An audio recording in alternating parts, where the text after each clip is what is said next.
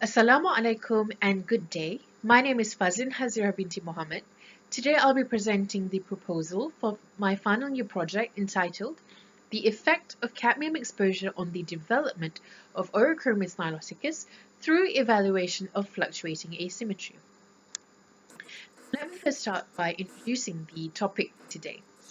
Now, it goes without saying that human activity, particularly advancements in the industrial sector, has released contaminants into the environment, which has caused detriment to aquatic health. Now, among these contaminants are heavy metals, and among these heavy metals is cadmium, which is considered to be one of the most toxic. Now, according to Clement et al. In 2018 and WHO in 2010, this toxicity is due to its bioconcentrative abilities, its adverse acute and chronic health effects, as well as its ability to travel long distances. Now, what is the source of cadmium? Well, here I'm focusing on the anthropogenic source, that is, mining and smelting of zinc-bearing ores, fossil fuel combustion, as well as phosphate fertilizer used in agriculture and municipal waste discharge, has contributed to the increase in cadmium concentrations over the past few years. So it's important to know what the effects are on the environment, human health, and fish. Now, in the environment, cadmium exists in both abiotic, which means that's the water and the sediments, as well as the biotic components, so the aquatic organisms. Now, in 1993, IARC classified cadmium as a Group 1 carcinogen, which means that there is sufficient evidence for its carcinogenicity in humans. Now, for this study, I'm focusing on fish.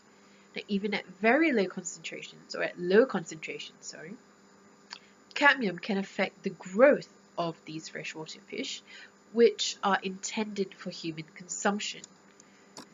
Now, the bioindicator species that's used in this study is Orochromis niloticus. It's a cichlidae fish which has quickly grown to become an important aquaculture or commercial species because it is able to withstand and adapt to most disturbed habitats.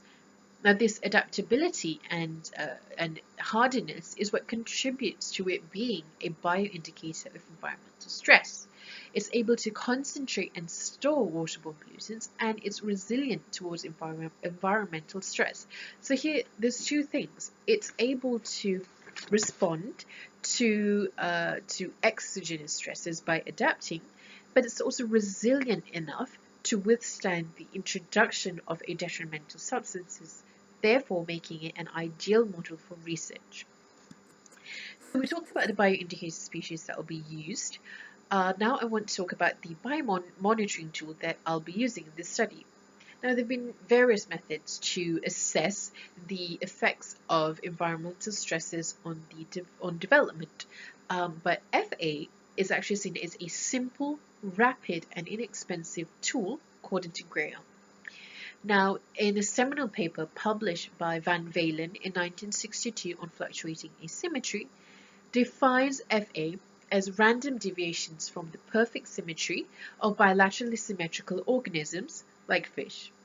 Now, FA can actually be conducted using two different traits or characteristic of traits. The first being meristic traits, which are counted. So, for example, the number of fin rays.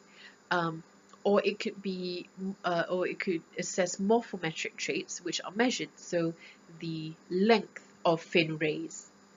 Now, according to Klingenberg in 2015, FA can be used to evaluate developmental instability. Now, from my reading, I understand that DI is the organism's inability to buffer the toxic effects of certain exogenous stresses, which causes a hindrance or some changes in its ability to develop. Therefore, it can actually be used to indicate environmental stress. So let's look at some of the literature that I've reviewed. So heavy metals are toxic, extremely toxic, even at very low concentrations. Now, cadmium is sourced from mining of non-ferrous metals like zinc, excessive use of chemical fertilizer, as well as fossil fuel combustion. Now, because cadmium has bioaccumulative properties, so it can accumulate, in biological systems and has a slow excretion process, fish which are submerged in these waters will accumulate a substantial amount of cadmium. And because the higher up the aquatic food chain, they will accumulate a lot more than, say, phytoplankton. Now, should humans consume these contaminated fish, it exerts hepatotoxic, nephrotoxic, and adverse effects on metabolic function in humans chronically. So, has the metabolic function have to do with developmental instability and fluctuating asymmetry? Now, Heidenajad found that adverse environmental conditions can actually impact an organism's ability to maintain homeostasis.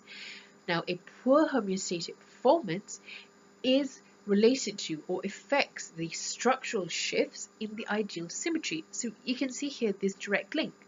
Poor homeostasis causes structural shifts, ideal symmetry. Now, these shifts are termed fluctuating asymmetry. So fluctuating asymmetry, as you can see, can actually be used to assess environmental stress, particularly heavy metal pollution. Now, to sum all this up, a study by Osman et al. In 2017 found that prolonged exposure to low concentrations of cadmium causes deviations from the ideal symmetry in the O. niloticus. So, aquatic environments are vulnerable. Fish that are often submerged are most affected. Now, much research has been done to assess cadmium toxicity, but not enough has been done on local fish using a more rapid approach, which is why this research will be using O. niloticus, which is a local fish, and FA as the rapid biomonitoring tool to assess cadmium toxicity. So what is the research question? So what are the effects of cadmium exposure on the FA of O. niloticus? And I hypothesize that exposure to cadmium at different concentrations will affect the FA of O. niloticus. Their main objective is to measure the FA of O. niloticus after being exposed to cadmium at different concentrations. Now, I want to measure the value of FA on 4 parameters, that is the length of the pectoral and pelvic fin, as well as the diameter of the eye and the weight of the gills after being exposed to different concentrations. Furthermore, I want to determine the effect of duration of exposure on the FA. And lastly, I want to compare the value of FA between different concentrations and duration of exposure. Now, this research is important because cadmium, like I said, is toxic. Now, human exposure to cadmium can cause function changes in liver, kidneys, and blood, and this can also be seen in fish. Now, how will this study be conducted? So this will be an experimental design which will take about 16 weeks, in which 500 O. niloticus will be reared under controlled conditions. They will be divided into 4 groups, which are exposed to different concentrations of cadmium, and every 4 weeks, 20 to 40 fish will be sampled, measured, and the FA value can be determined. So this is basically just an illustration of my previous slide. So as you can see, these are the 4 different concentrations and the 4 different parameters which will be measured. So this is here to indicate where on the anatomy of the fish the parameters are. So the O. niloticus will be brought about 2 to 3 inches, and per 1,000 liters of water, about 10 to 20 kilograms of fish will be stocked to ensure its survivability.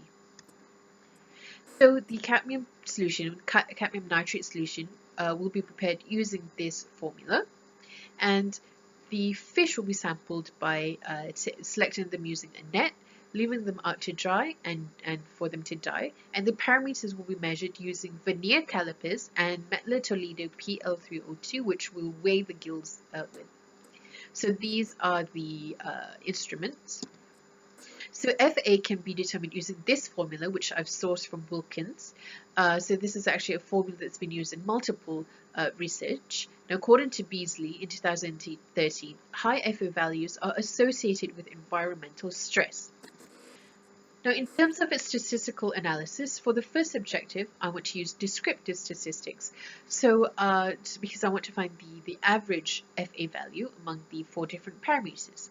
The second objective, I'll be using simple linear regression because I want to see the impact or the influence of one variable on the dependent variable, which is the FA.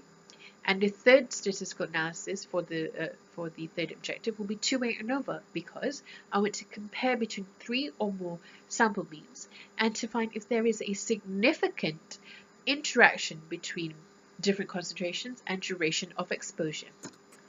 So this is my chart. And to conclude, I hope that this study is able to shed light on the toxic effects of cadmium in organisms. So these are my references. Thank you. That's all from me.